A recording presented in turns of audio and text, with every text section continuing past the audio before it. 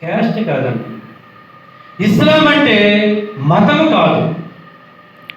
ఇస్లాం అనేది దైవ విధేయత విధానము. ముస్లిం అంటే ఒక క్యారెక్టర్, క్యాస్ట్ కాదు, క్యారెక్టర్. అలాంటి ఉత్తమం నైజం నడవడిక ఆదర్శము ప్రవక్తలో ఉందని అల్లా సర్టిఫై చేశాడు. నీవు నైతికంగా ఉన్నత శిఖరానికి వెళ్ళావు, మహోన్నత శీలం కలిగిన వాడు నీవని అల్లా ఆయన గురించి సర్టిఫై చేశాడు ఖురాన్ గ్రంథంలో. అయితే ఆ వ్యక్తి చేసినటువంటి ఒక సంఘటన చూడండి. మీరు ప్రపంచంలో ఎంతో మంది పుణ్య పురుషుల యొక్క చరిత్రలు వింటూ ఉంటాం మనం, అవునండి.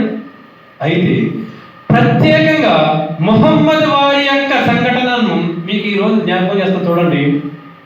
ఆధ్యాత్మిక చరిత్రలో అనాథ బిడ్డకి ప్రవక్త ముహమ్మద్ వారి ఇచ్చినటువంటి భరోసా ఎవరైనా ఇచ్చారా? ఎప్పుడైతే విన్నారేమో ఈ సంఘటన చెప్తాను, గ్రహించండి. ఏమిటది? ఎవరైతే అనాథ బిడ్డను చేరదీసి అతన్ని ప్రేమతో సాగుతాడో ఆ వ్యక్తి నేను స్వర్గంలో ఈ విధంగా ఉంటాము. ఎవరినండి? అనాథ బిడ్డని సాకితే, ప్రేమతో అతన్ని చూస్తే నేను ఆ వ్యక్తి స్వర్గములో ఉంటాము. స్వర్గమే కాదు, ఎక్కడ? నేను ఉండే స్థానములో, ప్రవక్త ఉండేటటువంటి స్థానములో ఉంటాము అని చక్కటి భరోసా ఇచ్చినటువంటి వ్యక్తి ప్రవక్త ముహమ్మద్ సల్లల్లాహు అలైహి వసల్లం. ఇవన్నీ మనం ఎందుకు తెలుసుకోవాలండి? మనము క్యారెక్టర్ ఏ విధంగా అభివృద్ధి చేసుకోవాలి, ఏ విధంగా మన నడవడికను మార్చుకోవాలి, తోటి వారి పట్ల ఏ విధమైనటువంటి ఆచరణను కలిగి ఉండాలి అనేటటువంటి విషయాలు నేర్చుకోవడం కోసం దేవుడు ఇది చరిత్రలో మనకి గుణపాఠం కింద నేర్పి ఉంచాడు. కాబట్టి అనాథ బిడ్డల పట్ల ఆయన చూపినటువంటి ఔదార్యము. ఈయనెవరు? ఈయన కూడా అనాథే. కాబట్టి అనాథకే తెలుస్తున్న ఒక అనాథ యొక్క విలువ, ఆ విధమైనటువంటి వాగ్దానాన్ని ఇచ్చారు. మన పురాణ గ్రంథం చదివితే అనాథల గురించి ఎన్నో విషయాలు బయటపడతాయి. ఏమండి? అందులో ఒక సంఘటన చెప్పి కొనసాగిస్తాను చూడండి. ఒకసారి ప్రవక్త ముహమ్మద్ వారి దగ్గరికి ఒక వ్యక్తి వచ్చారు. ఎవరు ఆ వ్యక్తి? తన బిడ్డని తప్పిపోయాడు. ఎవరండి? తన బిడ్డ తప్పిపోయాడు. ప్రవక్త గారి యొక్క మసీద్ దగ్గరికి వచ్చేటప్పుడు కొంతమంది పిల్లలు అక్కడ ఆడుకుంటూ ఉన్నారు. ఆడుకుంటూ ఉంటే ప్రవక్త దగ్గరికి వచ్చి, ఓ ప్రవక్త, నా బిడ్డ తప్పిపోయాడు, మీరు అనుమతిస్తే అక్కడ నా బిడ్డ ఉన్నాడో నేను చూసుకుంటాను అని ప్రవక్త వారు అడిగారు.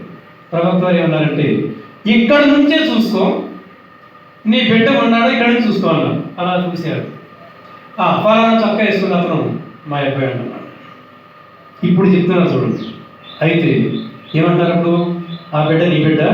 అయితే ఇప్పుడు చెప్తున్నా చూడు, నీ యొక్క పిల్లవాడికి, నీ యొక్క కుమారుడికి ఏ పేరు పెట్టేవో ఆ పేరుతోనే పిలువు. చిట్టి, కన్న, బంగారం ఇలా కాదు. నువ్వు ఏ పేరు పెట్టావు?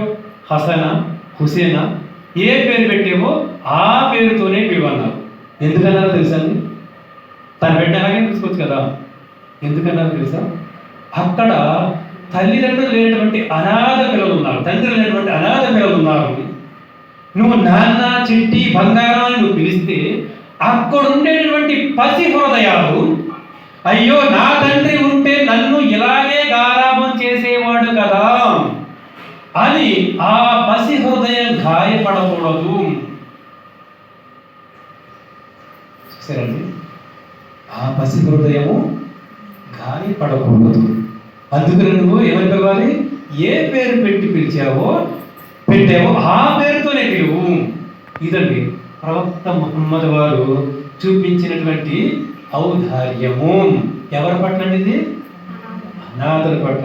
అనాథులకే అంత గౌరవాన్ని ఇస్తే మరి సామాన్యులను ఇంకెంత గౌరవంగా చూడాలి మనం?